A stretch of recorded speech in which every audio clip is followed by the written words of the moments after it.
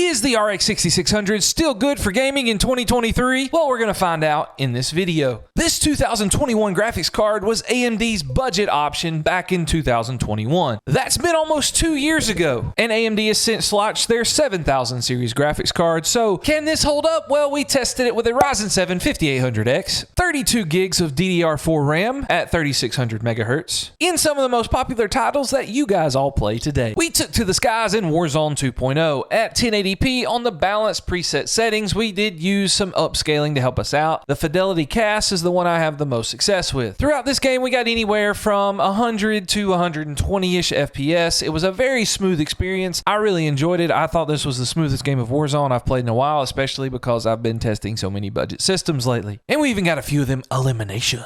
Are you thinking about whether or not you should spend your cold, hard-earned money on this GPU? Then you should wait till the end to see how the prices fare in 2023. And if you really like building budget PC systems, or you just want to save the most money possible, then you should really think about pressing that like and subscribe button. Halo Infinite is a more demanding game here in 2023 because it's just kind of all over the place, and I don't think it's the most optimized thing in the world, and there are no upscaling technologies that I've seen available. And the maps are totally crazy. You get high FPS on some maps and not high FPS on other maps. In the map that you see here, we got anywhere from like 95 to 115 FPS, which is one of the lowest FPS maps that I've seen in Halo Infinite. In everyone's favorite battle royale, Fortnite, we decided to go at 1080p on epic settings everywhere just to see what it would do. Everyone says that we shouldn't benchmark Fortnite on a GPU benchmark run, but Fortnite can be very extensive if you do not run it in performance mode. As you can see here, we only got like 55 to 65 FPS, which is crazy for Fortnite, but the game looked really good though. If you wanted a more playable experience, you could turn the shadows off and turn the other stuff like the textures on medium and keep the view distance on epic, and you got a smoother 120 to like 150 FPS experience. Next, we tested Apex Legends, and Steam typically limits your frame rate according to your monitor.